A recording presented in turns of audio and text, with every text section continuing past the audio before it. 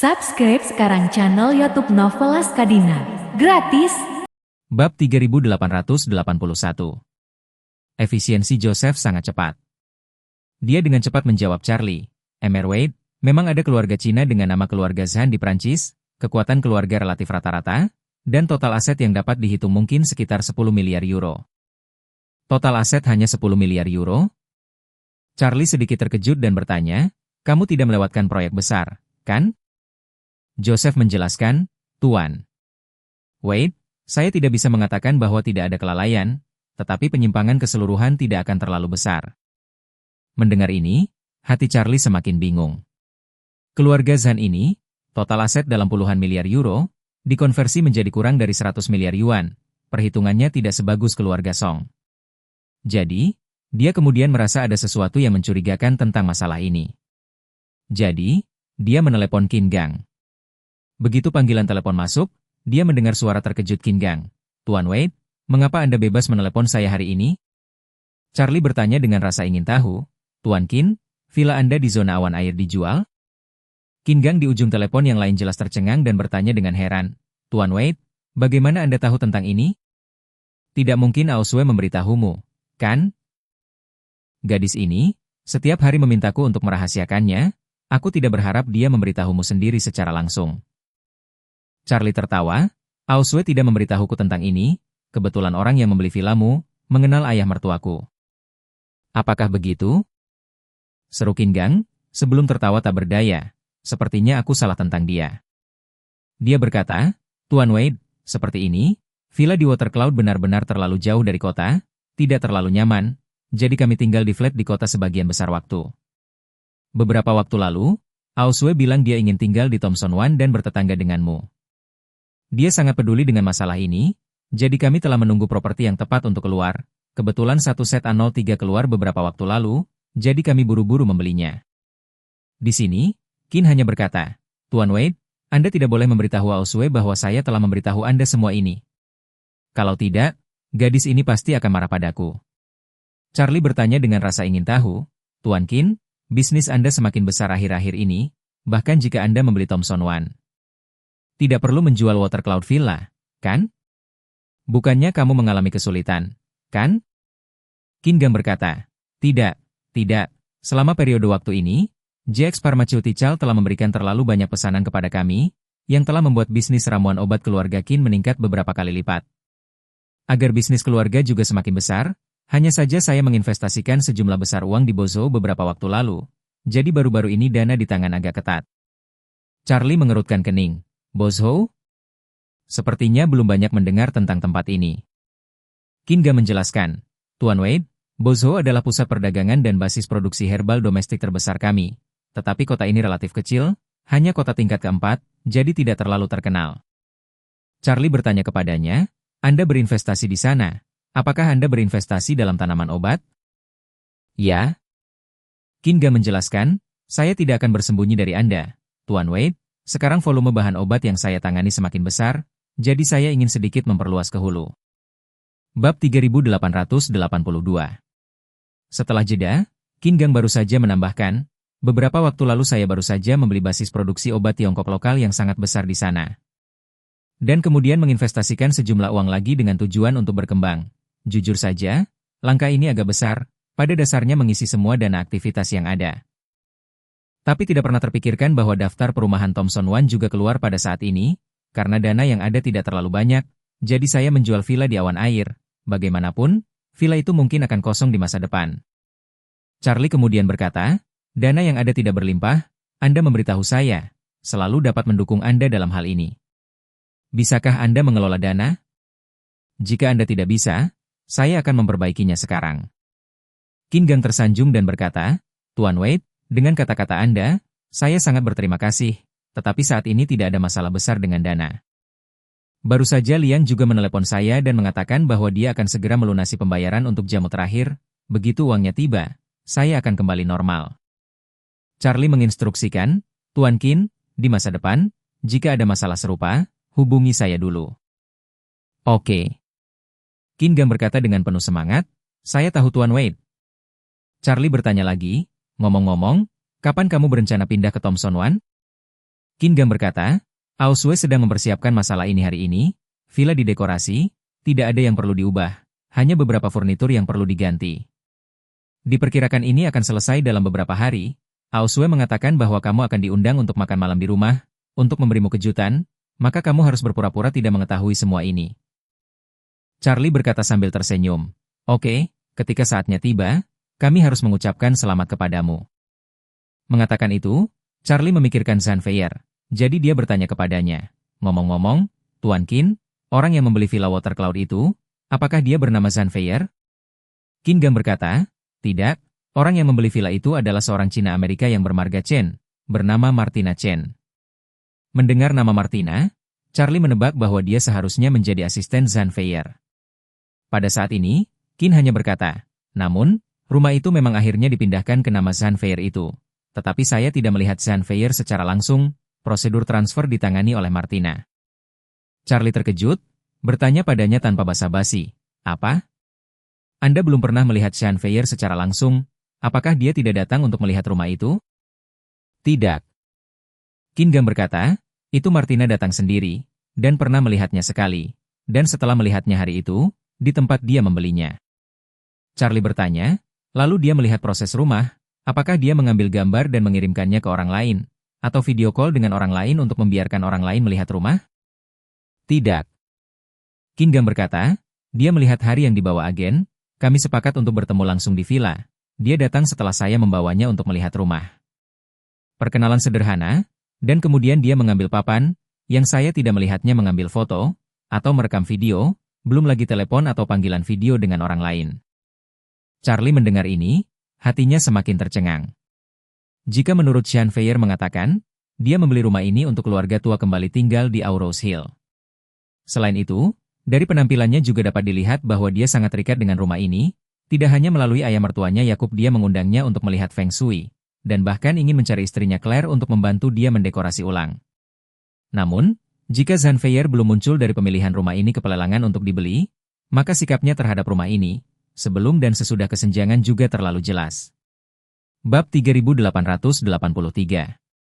Sebelum membeli, dia tidak peduli sama sekali, bahkan tidak melihatnya, dan langsung membiarkan asistennya membuat semua keputusan. Setelah membeli tiba-tiba menjadi sangat perhatian, tidak hanya untuk mengkonfirmasi masalah Feng Shui, tetapi bahkan untuk berinvestasi besar-besaran untuk mendekorasi ulang. Mengapa demikian? Charlie memikirkannya, hanya ada satu jawaban. Artinya, penampilan Zanfeir sebelum membeli rumah ini, adalah sikapnya yang sebenarnya terhadap rumah ini. Dan penampilannya setelah membeli rumah itu hanyalah sandiwara yang sengaja dia lakukan atas dasar rumah ini.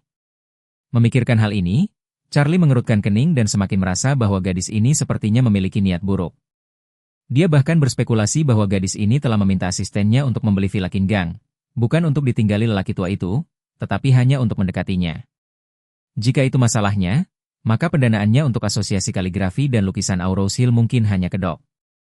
Dan tujuan sebenarnya kemungkinan besar adalah untuk dekat dengan lelaki tua itu, Yakub, dan kemudian melalui hubungan lelaki tua itu, menggunakan bacaan Feng Shui sebagai alasan untuk dekat dengannya. Hal ini membuat hati Charlie langsung bergejolak rasa waspada yang kuat. Sejak dia menerima 10 miliar dari Tang Sihai dan menerima grup M Grand, sampai sekarang, dia menyembunyikan identitasnya sebanyak mungkin, terutama di depan keluarga istrinya. Alasan untuk ini adalah dia tidak ingin ada yang menemukan mereka karena identitas aslinya, terutama istrinya, Claire. Dan tahun ini atau lebih, dia telah disembunyikan dengan baik, meskipun juga membuat banyak musuh, tetapi selain bibinya yang arogan dan mendominasi, benar-benar tidak ada yang fokus pada Claire. Namun, Zanfeir ini memecahkan situasi ini, dia tidak hanya menemukan Charlie, dan bahkan menemukan ayah mertua dan istri Charlie. Ini tidak diragukan lagi telah menyentuh timbangan Charlie, tetapi juga membuatnya bertekad untuk menggali identitas asli Zanfeir, dan kemudian membalas budi dengan diam-diam mengikatnya ke dalam sakunya sendiri. Jika dia benar-benar berani melakukan sesuatu yang mengancam orang-orang di sekitarnya, maka jangan biarkan dia kembali. Sementara itu, di jalan raya kembali, Stella tidak bisa menyembunyikan kegembiraan Martina berkata, Martina, sore ini pergi menemui Claire untukku, katakan aku ingin memintanya untuk melihat rumah di awan air. Anggaran dekorasi 30 juta, biaya desain menyumbang 10%, jika dia mau melakukan, saya bisa memberinya semua paket dekorasi. Martina tidak bisa tidak bertanya, Nona, Anda telah menemukan Charlie itu, dan mengapa membuang waktu untuk Claire? Stella dengan serius berkata, saya melakukan semua ini untuk bersiap-siap. Jika kakek tidak bisa mendapatkan pil permajaan di pelelangan, maka saya masih memiliki secerca harapan di sini. Martina tidak bisa tidak berkata, Nona, saya pikir dengan kekuatan keluarga Fei, kemungkinan kakek mengambil pil di pelelangan masih sangat tinggi.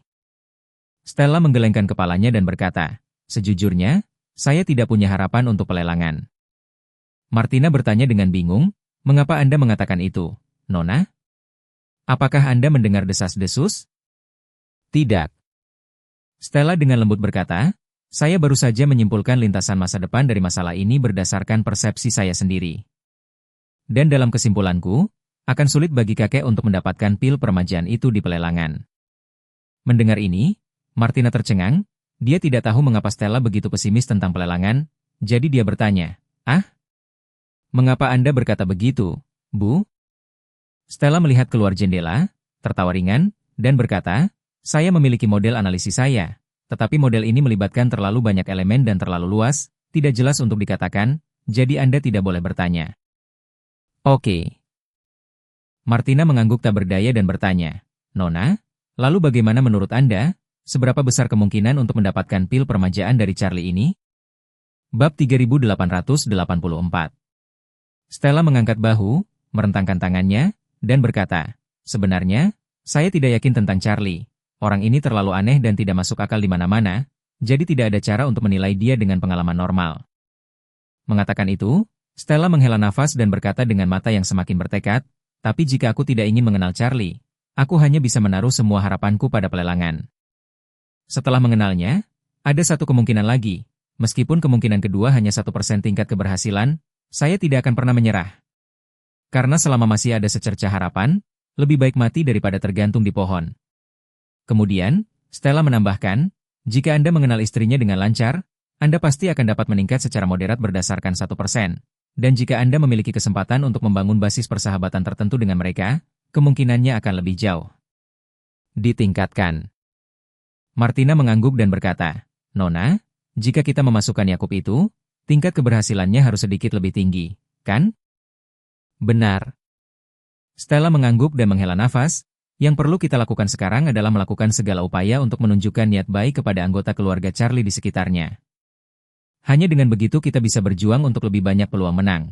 Jika tidak, dalam beberapa tahun, kita akan diusir dari keluarga Fei dan direduksi menjadi cabang sampingan tanpa nilai. Logika internal keluarga Fei, sebagai keluarga Tionghoa, sangat mirip dengan kebanyakan keluarga Tionghoa. Salah satu yang paling kejam adalah perjuangan suksesi. Meskipun Stella adalah yang paling disukai di keluarga Fei, itu sebagian besar karena lelaki tua itu benar-benar mencintainya, dan yang lain secara dangkal menyukainya demi lelaki tua itu. Stella seperti di istana kekaisaran kuno, putri daerah favorit kaisar, dengan bantuan kaisar, dalam dirinya tidak menikah, kaisar juga tidak mati, dia ada di istana, yang harus memandangnya dengan mata yang salah. Tapi begitu sang putri menikah dan kaisar tua telah meninggal, posisinya di istana akan sangat terpengaruh. Kecuali kaisar baru adalah ayahnya, maka dia akan menjadi seorang putri, dan statusnya akan naik bukannya jatuh. Namun, menurut Stella, kakek memiliki begitu banyak anak, yang paling tidak mungkin untuk menggantikan kepala keluarga adalah ayahnya. Dan sekarang, kakek Douglas mendekati akhir hayatnya, jika dia tidak bisa mendapatkan pil permajaan, maka Douglas akan mati, mungkin dalam hitungan 1 atau 2 tahun. Ayahnya adalah yang termuda dari banyak bersaudara, energi dan kekuatan yang terkumpul juga yang terburuk. Begitu lelaki tua itu meninggal, ayahnya akan menjadi orang pertama yang dibersihkan oleh kepala keluarga yang baru. Secara umum, keluarga besar, kecuali garis keturunan penerus sejati kepala keluarga, sisanya secara bertahap akan dikurangi menjadi cabang samping.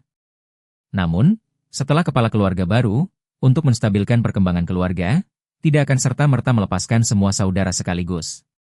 Tetapi akan memilih untuk memilih kehadiran lemah pertama, saudara kandung yang kurang berguna untuk dibersihkan, kehadiran saudara kandung yang lebih kuat dan lebih berguna akan tetap ada di keluarga utama untuk saat ini.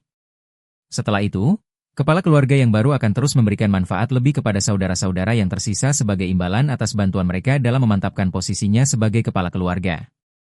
Dengan semakin kokohnya kedudukan mereka, saudara-saudara kandung ini pun mendapat bagian dari keuntungan yang mereka inginkan, sehingga mereka rela meninggalkan keluarga utama dan mendirikan usaha sendiri. Keluarga utama, setelah mengorbankan sebagian dari kepentingan mereka, juga sepenuhnya meletakkan dasar kepala keluarga. Dan kemudian seluruh keluarga tenggelam dalam pembangunan, menunggu pembagian keluarga berikutnya dalam beberapa dekade. Saat ini, suara terkuat di keluarga Faye adalah keluarga putra tertua, yaitu paman tertua Stella. Paman ini adalah putra pertama yang lahir dari lelaki tua itu ketika dia berusia 18 tahun. Dia mengikuti lelaki tua itu sepanjang jalan dari hari-hari yang paling pahit, paling berpengalaman, paling biasa, dan di seluruh keluarga Faye, selain lelaki tua itu, juga yang paling mendominasi orang-orang di bawah. Di masa depan, dia harus menjadi orang yang menggantikan kepala keluarga Faye. Sementara, ayah Stella belum mampu membuat lelaki tua itu terkesan, dan perannya dalam keluarga Faye tampaknya agak tidak relevan. Jika bukan karena fakta bahwa Stella bisa memoles kehadirannya di depan lelaki tua itu, garis keluarga ini akan benar-benar ditinggalkan oleh lelaki tua itu. Karena itu, Stella pada dasarnya dapat menyimpulkan bahwa begitu kakeknya meninggal, dia kehilangan restu dari lelaki tua itu, maka keluarganya akan diusir dari keluarga Faye. Dan dia tahu betul di dalam hatinya bahwa bahkan jika dia memiliki beberapa kemampuan, paman tertuanya tidak akan pernah menggunakannya, apalagi memberinya kesempatan untuk tumbuh. Karena itu, Stella kini harus mengerahkan 120% semangatnya untuk membantu kakeknya mendapatkan apa yang diinginkannya dan mendapatkan pil permajaan ini. Tidak ada yang menginginkan lelaki tua itu berumur panjang lebih dari dia, karena hanya dengan begitu dia bisa mendapatkan 10 tahun lagi atau bahkan jendela perkembangan yang lebih lama untuknya dan keluarganya. Bab 3885. Charlie ingin menyelidiki identitas asli Stella sesegera mungkin, tetapi masalah ini tidak semudah itu. Jadi, setelah dia pulang, dia meminta Joseph, melalui koneksi luar negeri dari Franca Tachlismic, untuk menyelidiki detail spesifik dari identitas Zan Fayer ini. Charlie awalnya berpikir bahwa identitas Zan Fayer pasti salah, tetapi hasil yang Joseph kembalikan adalah dengan nama ini Zan Fayer, memang ada seseorang di Prancis. Setidaknya, dalam sistem catatan sipil Prancis, orang dapat menemukan informasi yang sangat rinci tentang catatan sipil Zan Fayer. Prancis sendiri adalah negara imigrasi yang besar, pengelolaan informasi registrasi warganya sangat detail. Tidak hanya berisi tentang kelahiran, jenis kelamin, pendidikan, dan informasi dasar lainnya, tetapi juga catatan terperinci tentang pekerjaan, pendapatan, dan bahkan keyakinan agama orang tua mereka. Keluarga telah berakar di Prancis selama bertahun-tahun dan rajin memulai dari awal, mengakar di Prancis selangkah demi selangkah, dan kini telah menjadi grup bisnis besar dengan nilai pasar 10 miliar euro. Dalam informasi ini, bahkan nama dokter yang bertanggung jawab atas kelahiran Zan Fayer tercatat dengan jelas. Selain itu, informasi pendidikan SD, SMP, dan universitas juga tersedia. Dan tidak mungkin untuk melihat kecurigaan dalam identitas ini. Identitas ini, dalam pandangan siapapun, saya khawatir tidak dapat memilih masalah apapun, tetapi Charlie hanya menangkap poin kunci, dan itu adalah seniman bela diri bintang 6. Di mata Charlie, informasi Zan Fayer, dikombinasikan dengan seniman bela diri bintang 6 itu, seperti orang kaya senilai 3 miliar dolar, membeli kapal pesiar pribadi senilai 1,5 miliar. Tentu terjangkau, tetapi orang kaya yang sedikit cerdas tidak akan melakukan hal bodoh seperti itu. Apalagi, orang bodoh seperti itu tidak bisa menjadi miliarder. Jadi, berdasarkan ini saja, dia dapat menyimpulkan bahwa Zan Fayer ini, pasti ada identitas lain yang lebih tersembunyi. Pada saat yang sama, Charlie juga berpikir, Zan Fayer ini sengaja mendekatinya, juga keluarganya, apa tujuan sebenarnya diadakan. Menurutnya, motif pihak lain untuk mendekatinya tidak lebih dari 4 kemungkinan.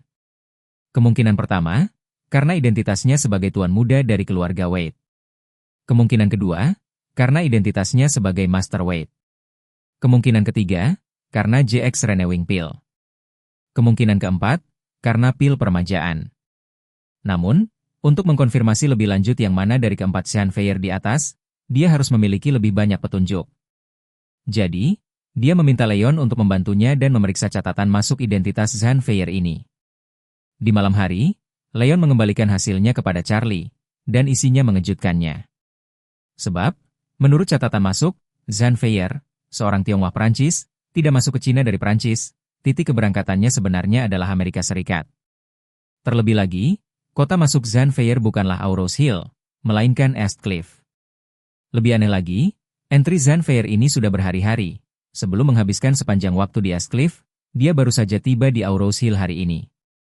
Meskipun umpan balik Leon sangat singkat, tetapi banyak poin penting yang sangat membantu Charlie. Pertama, Zan Fayer melakukan perjalanan dari Amerika Serikat ke East Cliff, membuat Charlie merasa bahwa asalnya lebih mungkin orang Amerika. Kedua, pemberhentian pertama Zhan Feier di Cina adalah Heathcliff, yang membantu Charlie mengesampingkan kemungkinan bahwa dia mengejar namanya, Master Wade.